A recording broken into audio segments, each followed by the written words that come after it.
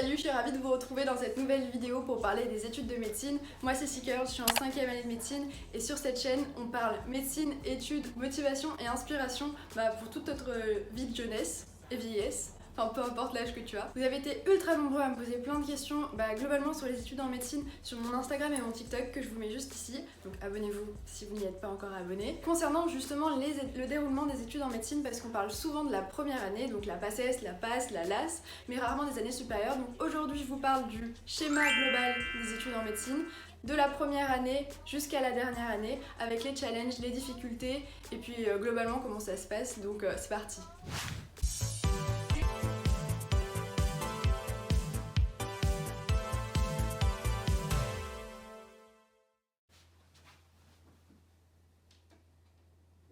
Cette vidéo va se décomposer en 3 parties. La première concernera le schéma global des études, combien d'années ça dure, comment ça se décompose, etc. La deuxième, on va parler des qualités à avoir pour être un bon étudiant en médecine et du moins pouvoir réussir et avoir les qualités adéquates. La troisième partie, ce sera un peu un fil de toutes les années d'études en médecine, donc de la première année à la 6e année, la D4. Pour savoir un peu les défis qui vont rythmer ton année, les éléments principaux, la quantité de travail, etc. Donc, allons-y. J'ai pris mon verre d'eau. Je vis d'amour et de danse, je vis comme si j'étais en vacances, je vis comme si j'étais éternelle. Donc c'est parti, parlons de ces études en médecine. Donc les études en médecine globalement ça se déroule sur 6 années à la faculté, puis 4, 5, éventuellement 3, 4, 5, 6 années d'internat à l'hôpital en temps plein. Donc comment se passent les études de médecine?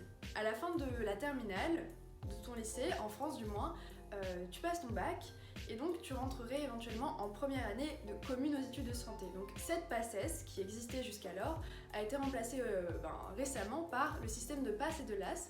La PASS se cale à peu près sur un même système que la PACES, donc une année et un concours d'entrée très sélectif à la fin. Donc ce même concours d'entrée vaut pour médecine dentaire, sage-femme, pharmacie, kiné et puis éventuellement d'autres passerelles vers ergothérapie, etc. La LAS c'est un système de licence accès santé, donc on détaillera plus tard. Et donc à la fin de cette première année, il y a un concours et il faut pouvoir le réussir pour passer en deuxième année. La deuxième année de médecine, qui s'appelle P2, est plutôt rythmée par un rythme beaucoup plus lent qu'en PACES, avec les associations étudiantes, la vie sociale étudiante, la reprise des activités sportives, culturelles, ludiques, etc. Et puis les soirées médecine que vous découvrirez du coup avec l'intégration, etc. selon les facultés. La troisième année de médecine s'appelle la D1, donc on passe de P1, P2 à D1. La D1 c'est une année un peu de transition qui va du coup faire le pont entre les bases médicales que vous aurez acquis en P1 et en P2 vers l'externat qui est donc la 4e, la 5e et la 6e année. La 4e, la 5e et la 6e année, donc, qui s'appellent D2, D3, D4, sont des années d'externat.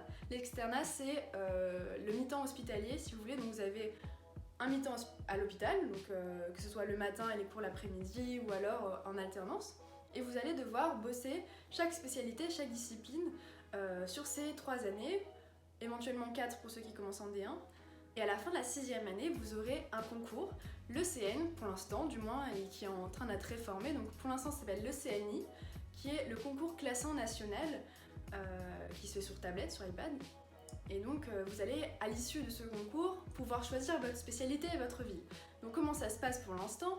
C'est un système qui fait que vous allez donc avoir un classement à l'issue de ce concours qui va reprendre toutes les bases médicales qu'un médecin généraliste devrait connaître pour du coup faire un classement. À l'issue de ce classement, le premier va pouvoir choisir sa spécialité et sa ville parmi toutes celles qui sont proposées.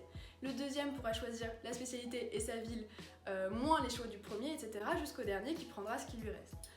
Et donc c'est comme ça que vous allez vous retrouver à faire médecine générale à Dijon, ou alors cardiologie à Nantes, ou alors médecine du travail à Paris, ou voilà.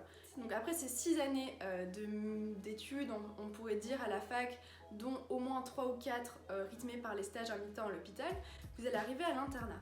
Et l'internat, c'est un peu, donc on appelle ça être médecin mais pas docteur en médecine. C'est-à-dire que quand vous allez à l'hôpital, vous êtes soigné généralement par des internes qui sont supervisés par des chefs qui sont, eux, docteurs en médecine.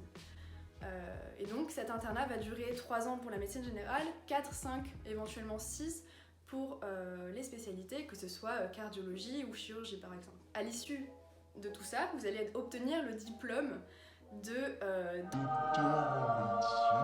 et selon les spécialités après, il y a d'autres petits diplômes que vous pouvez avoir, donc des DU pendant ou après, etc. Et vous avez aussi le clinica ou l'assistana qui sont de plus en plus demandés pour pouvoir s'installer dans certaines cliniques par exemple, ou alors tout simplement exercer. Donc ça fait en moyenne 9 ans d'études pour un médecin généraliste, et puis ça peut aller jusqu'à 15 ans d'études pour d'autres spécialistes. Bon, passons maintenant à la partie 2 qui va concerner les qualités à avoir pour être un bon étudiant en médecine, pour réussir, et puis notamment si tu es dans les premières années à se dire soit je travaille ces qualités-là, soit malheureusement c'est pas fait pour moi, c'est pas ce qui me plaît, c'est pas ce qui me caractérise. Donc je pense que les qualités les plus importantes pour réussir en médecine, déjà dans un premier temps pour pouvoir y rentrer, ça va être l'organisation, l'assiduité, donc c'est quelque chose qui va se travailler évidemment.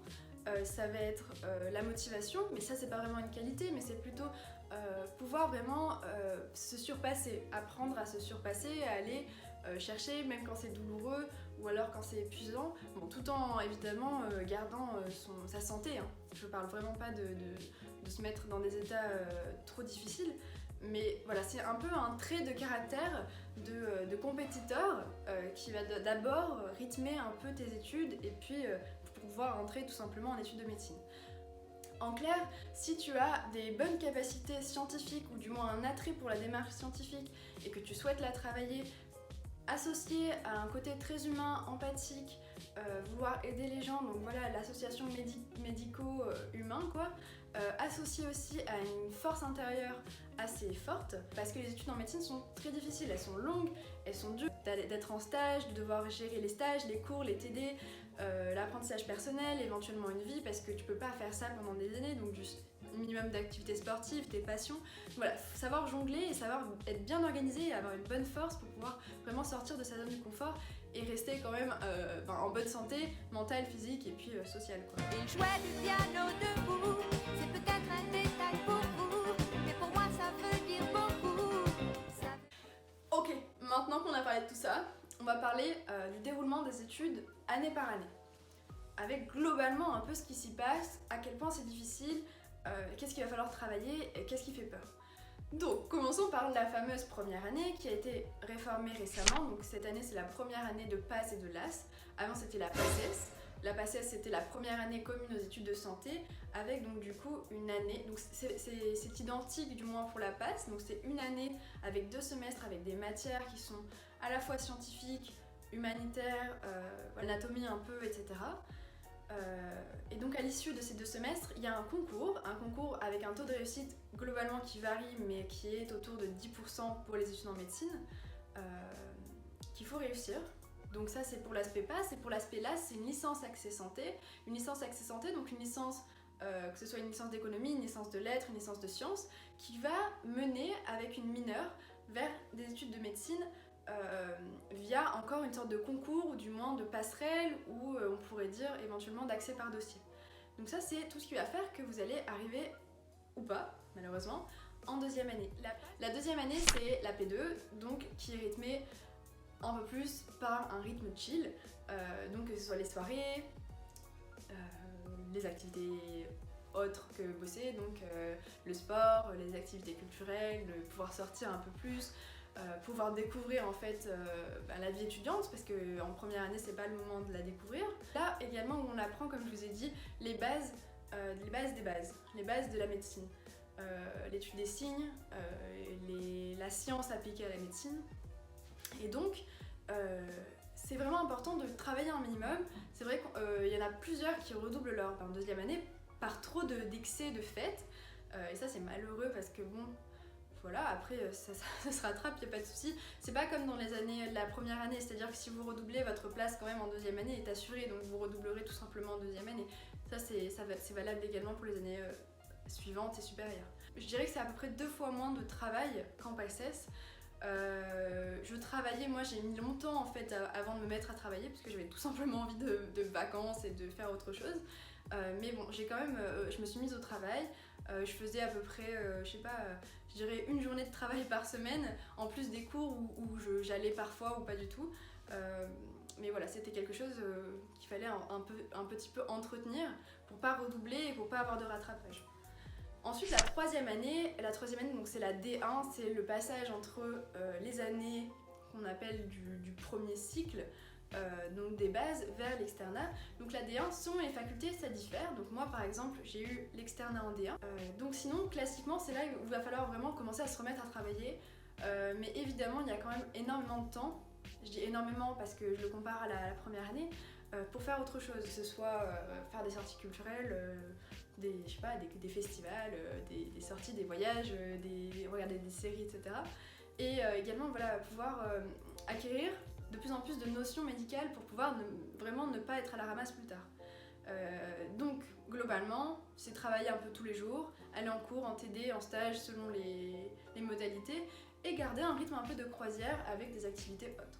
La 4e année, je dirais qu'elle ressemble à la 5e année qui ressemble pas du tout à la 6e année. Donc la 4e et la 5e année, c'est les années d'externat. Donc l'externat, comme je vous ai dit, c'est mi-temps à l'hôpital, mi-temps en cours. Et donc il faut savoir concilier les stages, il faut savoir concilier les gardes qui peuvent être au SAMU, dans les urgences tête et cou par exemple. Il faut savoir concilier le travail personnel, les TD, et puis quand même garder une hygiène de vie assez correcte parce qu'on ne peut tout simplement pas négliger son hygiène de vie pendant autant d'années. Donc ça c'est assez difficile, il faut prendre le coche. C'est quand même des temps de travail qui sont assez conséquents comparés aux autres facultés ou aux autres disciplines qui arrivent à des années où la plupart du temps ils ont leur diplôme, donc nous on est encore en train de travailler.